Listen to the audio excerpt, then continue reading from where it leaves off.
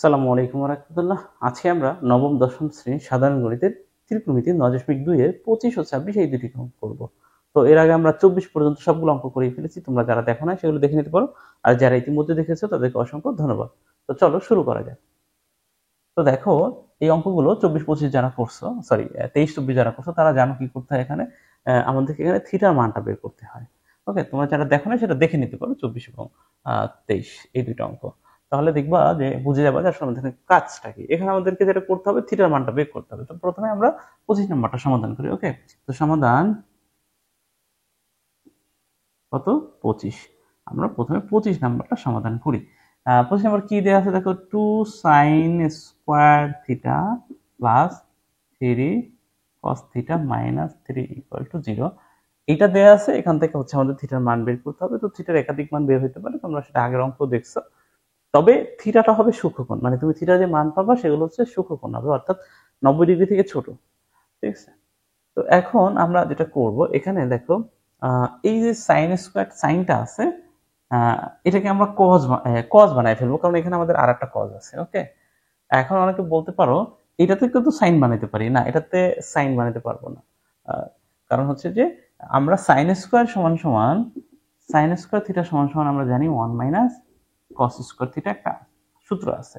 তো এটা বসাই দিতে পারবো, কিন্তু কস থিটা থেকে সরাসরি সাইন বানানো যায় না।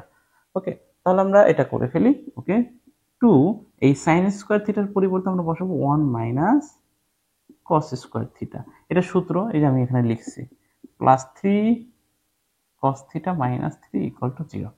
তো এই 2টা আমরা গুণ করে দিই, 2 যদি 1 এর সাথে গুণ করি 2 minus 2 cos square theta plus 3 cos theta minus 3 equal to 0।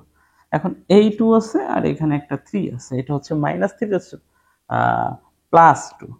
তাহলে এখান থেকে minus 2 cos square theta plus 3 cos theta. এখন এই প্লাস 2টা এই 3 থেকে চলে গেলে তাহলে এখানে শুধু মাইনাস 1 থাকবে, আর 2 চলে গেছে এখান থেকে। ওকে, আর আমরা এখান থেকে বাকি অংশটুকু লিখছি।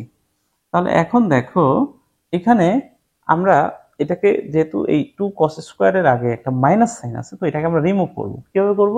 আমরা সব উভয় পক্ষে একটি মাইনাস 1 দ্বারা গুণ করব। ওকে, তাহলে মাইনাস 1 দ্বারা গুণ করলে সব সাইন পরিবর্তন হয়ে যাবে। তাহলে এখানে হয়ে যাবে cos স্কোয়ার থিটা, এখানে মাইনাস 3 cos থিটা হবে, এখানে প্লাস 1 হবে, এখানে 0 সাথে মাইনাস 1 গুণ করলে 0ই হবে, 0। এটা বলতে হবে যে মাইনাস 1 দ্বারা গুণ করে, হ্যাঁ মাইনাস 1 গুণ করছি উভয় পক্ষে, এটা তোমরা নোট লিখবা। এখন এইটা একটা মিডল টার্ম হয়ে গেছে, দেখো খেয়াল করো। হ্যাঁ, কারণ এই 2টা কিন্তু এই 1 এর সাথে গুণ আছে, প্রান্ত রাশির গুণফল কত? 2। এই 2 আর এই 1 গুণ করলে 2 হবে। তাহলে আমাদেরকে দেখো এটা আমরা কিভাবে মিডল টার্ম করতে পারি, 2 cos স্কোয়ার থিটা মাইনাস, এখানে যদি আমরা 2 cos থিটা লিখি, এরপরে মাইনাস cos থিটা লিখি, কোনো অসুবিধা আছে? এই দুইটা cos থিটা আর এই একটা cos থিটা মিলে মাইনাস 3টা cos থিটা হয়ে যাবে, এবং এই দুটোকে গুণ করলে কিন্তু 2 আর এখানে আছে 1, কত হবে? 2 হবে, এখানে 2 আছে, তাহলে প্লাস 1 লিখে দিই আমরা 0। এখন আমরা এখান থেকে কমন নেই, এই অংশটা থেকে কি কমন যায় দেখো, প্রথমত 2 কমন যাবে এবং সেই সাথে cos থিটা কমন যাবে। cos থিটা এখানে থাকবে হচ্ছে cos থিটা মাইনাস, এখানে কিছুই থাকে না, 1 থাকবে। তাহলে এখানে আমরা মাইনাস 1 কমন নিব, তাহলে এখানে cos theta minus 1 equal to 0। এই দুইটা থেকে তাহলে আমরা এখন আবার কি কমন নিতে পারি? cos theta minus 1, cos theta minus 1 দুই পাশেই তো আছে, তাহলে এবার লিখতে পারি cos থিটা মাইনাস 1, এটা কমন নিয়ে গেলাম। আর এখানে থাকবে হচ্ছে 2 cos theta, 2 cos theta minus 1 equal to 0। এখন একইভাবে সিমিলারলি আমরা আগের পর্বে, অর্থাৎ যেখানে 23 ও 24 করছি, দেখছি যে দুটা রাশির গুণফল যদি শূন্য হয় তাহলে সেখানে যে কোনো একটি রাশির গুণফল শূন্য হবেই, সরি একটি রাশির মান শূন্য হবে, হয় এটার মান অথবা এটার মান। তাহলে সেটা আমরা কিভাবে লিখতে পারি, এখানে আমরা একটু এটাকে মুছে দিয়ে এখানে লিখি, এভাবে লিখতে পারি, হয় হয় cos theta minus 1 equal to 0, cos theta minus 1 equal to 0, অথবা অথবা কি হবে, 2 cos theta minus 1 equal to 0, 2 cos theta minus 1 equal to 0, এর যে কোনো একটা হবেই। ঠিক আছে,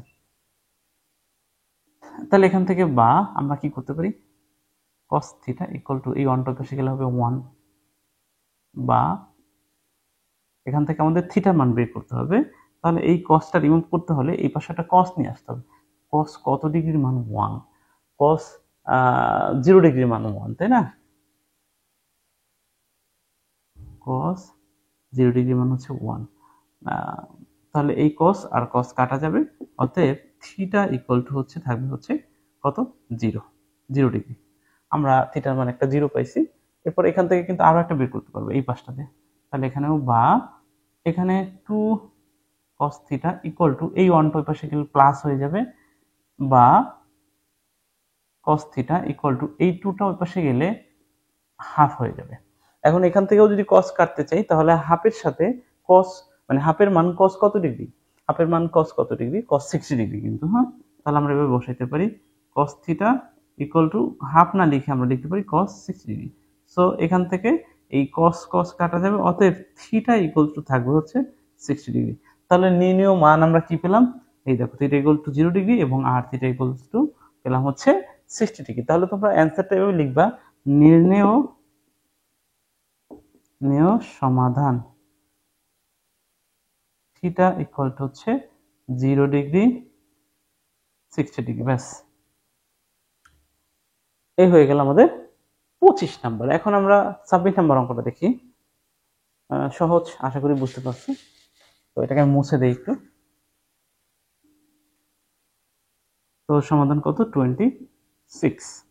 তো 26 এ কি আছে আমরা অঙ্কটা উঠাই নিই একটু, অথবা আমরা এটাকে এখান থেকেই উঠাই ফেলতে পারি, এটাকে আর নতুন করে উঠানোর দরকার নাই, যেহেতু এটা নিচে লেখাই আছে। আমরা এটা মুছে দিয়ে যেটা করি, এখান থেকেই আমরা যেটা করি লিখে ফেলি সমাধান, ঠিক আছে?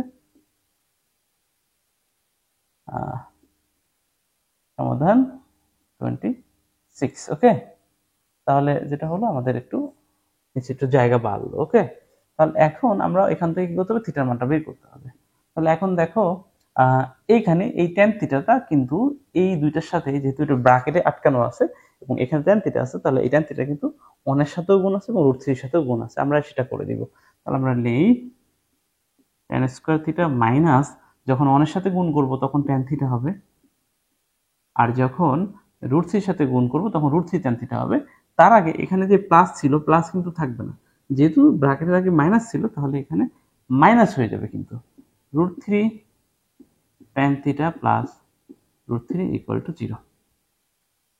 এখন আমরা কি করব, এইটুকুর মধ্যে কমন নিব এবং এইটুকুর মধ্যে কমন নিব, দেখবো কমন নিলে একই জিনিস থাকবে। তাহলে এখানে দেখো tan থিটা কমন যায়, tan থিটা কমন গেলে এখানে tan থিটা -1 থাকবে, -1 কমন যাবে, সরি এখানে √3 কমন যাবে, এখানে √3 আছে, ওখানে √3 আছে।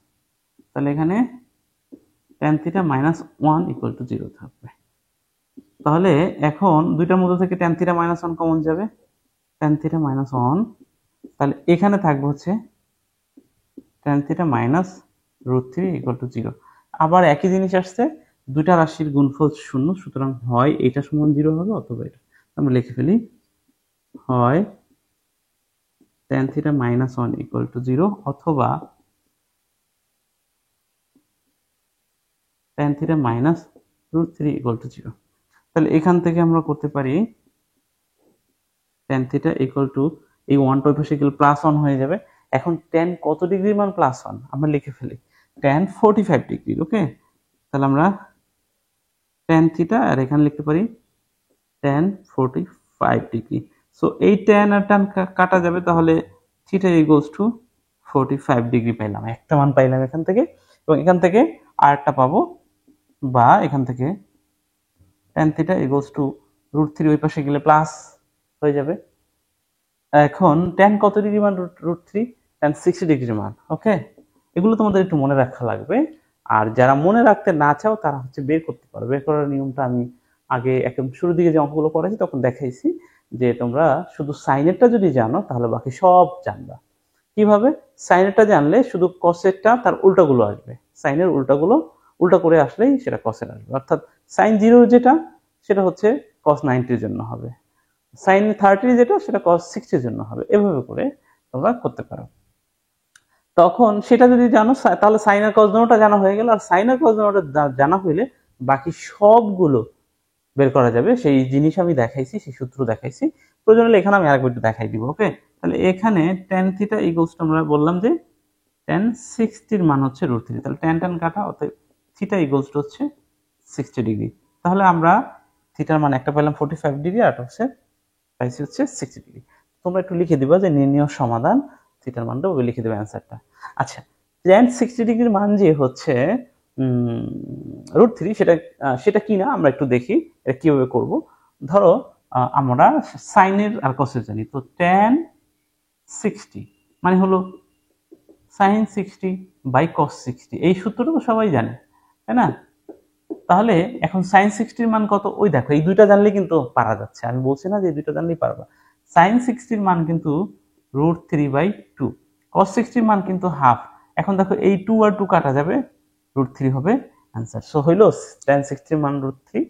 তাহলে এভাবে কিন্তু সবগুলোই বের করা যাবে, যদি তুমি শুধুমাত্র সাইন জানো তাহলেই হবে। সাইন জানলে cosটা তার উল্টা, এবং তাহলে cos জানা হলো, sin cos জানলে সব জানবা। তো আজকে পর্বে পর্যন্তই। ধন্যবাদ সবাইকে। আল্লাহ হাফেজ।